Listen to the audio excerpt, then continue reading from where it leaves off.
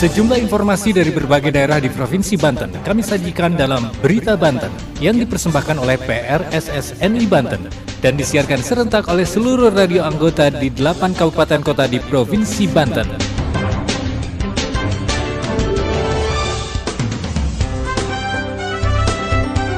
Anda kembali bersama kami di Berita Banten PRSSNI Banten edisi hari ini Kamis 25 Mei 2023. Sejumlah informasi dari berbagai wilayah di Provinsi Banten kami hadirkan kembali untuk Anda yang disiarkan serentak oleh seluruh radio anggota di 8 kabupaten kota di Provinsi Banten.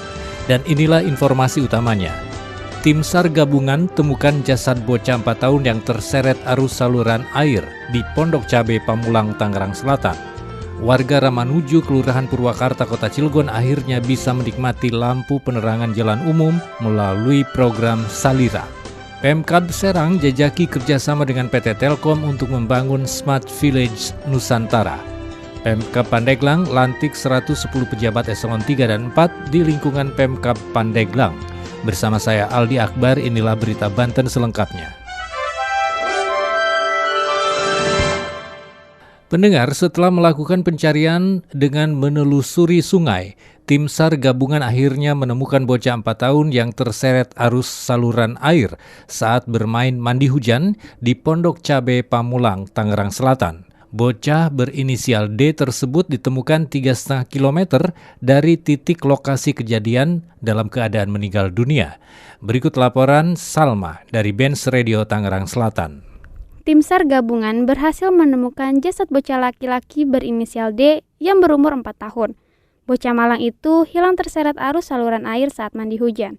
Jasad D ditemukan dalam kondisi meninggal dunia.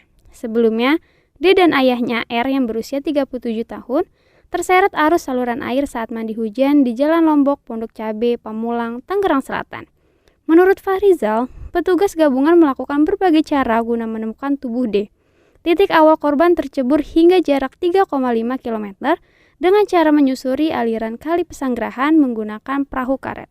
Perlu diketahui, sore hari R dan putranya D yang masih balita tengah mandi hujan di lokasi. Namun naas, D terpeleset hingga tercebur dalam saluran air.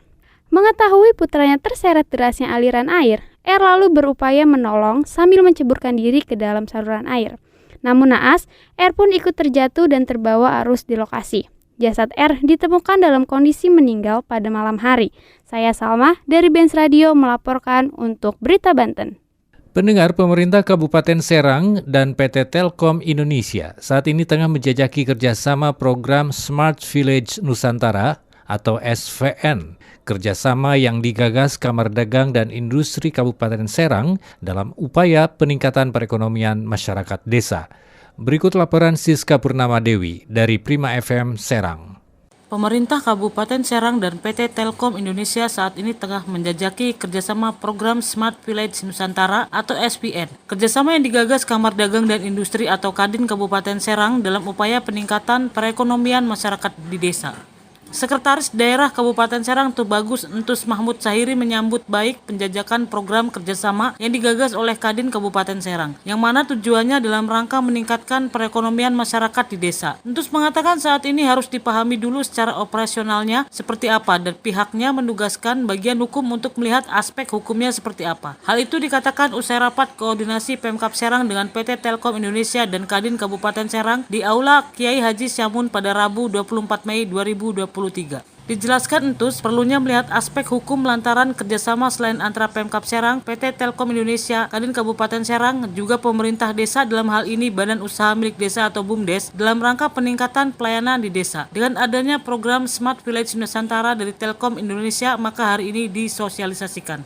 Entus berharap sosialisasi yang dilaksanakan semua pihak sepaham mengingat era saat ini era internet, di mana masyarakat desa bisa melakukan peningkatan untuk pelayanan pemerintah desa, peningkatan ekonomi dan peningkatan aktivitas BUMDesnya. Sementara manajer bisnis PT Telkom Indonesia Witel Banten Wibandoko mengatakan, tujuan dilakukannya rapat koordinasi pertama adalah terkait implementasi layanan digital untuk sumber daya masyarakat desa, di mana Telkom mempunyai program Smart Village Nusantara, di dalamnya terkait aplikasi Simple Desa yang berkaitan dengan BUMDes. Aplikasi tersebut akan menghadirkan layanan digital di mana layanan tersebut nanti berfungsi untuk memberdayakan masyarakat di lingkungan sekitar, dengan harapan ke depan masyarakat sekitar desa tersebut dapat meningkatkan pendapatan dari masyarakat itu sendiri.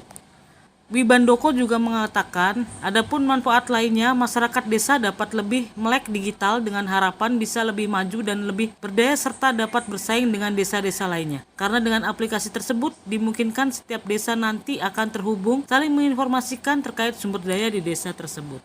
Perlu diketahui dalam rapat tersebut turut hadir Asisten Daerah 1 Bidang Administrasi Pemerintah dan Kesra Nanang Supriyatna, Asda 2 Bidang Perekonomian dan Pembangunan Hamdani, Kepala DPMD Haryadi, Kabak Perekonomian Wawan, Sekretaris Dikom Perindak Sinta Asfilian Harjani, dan Kepala Bidang Aptika pada Diskominfo Satik Ari Arumansyah. Kemudian General Manager PT Telkom Indonesia Adang Widodo, Manajer Bisnis PT Telkom Indonesia Witel Banten Wibandoko, beserta jajaran dan Ketua Dewan Pertimbangan Kadin Kabupaten Serang Didi Supriyadi. Saya Siska Purwodewi melaporkan dari Radio Prima FM untuk Berita Banten. Berita Banten. Anda masih bersama kami di Berita Banten PR SSNI Banten. Pendengar, warga Kampung Simpang 3 Ramanuju, Kelurahan Purwakarta, Kota Cilegon, akhirnya bisa menikmati lampu penerangan jalan umum atau PJU melalui program Sarana dan Prasarana Lingkungan Warga atau SALIRA. Jalan yang tadinya gelap gulita di malam hari dan rawan tindak kejahatan, kini terang benderang setelah dipasang 10 unit lampu PJU. Berikut laporan Ana Silvana dari Radio One Indonesia Cilegon. Warga di Kampung Simpang 3, Kelurahan Ramanuju, Kecamatan Purwakarta, kini bisa menikmati terangnya suasana jalan di malam hari. Hal itu menyusul setelah pihak pemerintah kelurahan melalui program pembangunan SALIRA, Sarana Prasarana Lingkungan Rukun Warga, membangun 10 unit lampu penerangan jalan umum di kampungnya. Sri Mulyani dan Hujarmi, warga penerima manfaat, mengaku senang dan tidak merasa khawatir setelah pihak Pokmas memasang lampu PJU di kampungnya. Menurut keduanya, sebelum dipasang lampu PJU, kampungnya itu gelap gulita dan banyak pemuda yang mojok serta rawan akan tindak kejahatan. Sementara itu, Lurah Ramanuju Solihan mengatakan, di Termin 1 ini ada 5 pekerjaan yang dilakukan oleh Pokmas, salah satunya adalah pemasangan 10 lampu penerangan jalan umum. Pemasangan lampu PJU di lokasi tersebut atas usulan warga yang berkeinginan dipasang lampu PJU lantaran di wilayah itu gelap gulita dan rawan tindak kejahatan. Sekian berita kali ini, saya Ana Silvana dari Radio One Indonesia melaporkan untuk Berita Banten. Pendengar, sebanyak 110 pejabat eselon 3 dan 4 di lingkungan Pemkab Pandeglang dilantik pada hari Selasa 22 Mei yang lalu. Pelantikan dilakukan karena banyak jabatan yang kosong karena ditinggalkan oleh pejabat yang lama. Selain melantik pejabat OPD, Pemkab Pandeglang juga melantik kepala puskesmas dan petugas auditor di lingkungan pemerintah Kabupaten Pandeglang. Berikut laporan Jang Tripang dari Ujung Kulon FM Pandeglang. Pemerintah Kabupaten Pandeglang melantik sebanyak 110 orang pejabat eselon 3 dan 4 di lingkungan pemerintahannya. Hal itu lantaran banyak jabatan yang kosong karena ditinggalkan oleh pejabat yang lama. Selasa 23 Mei 2023.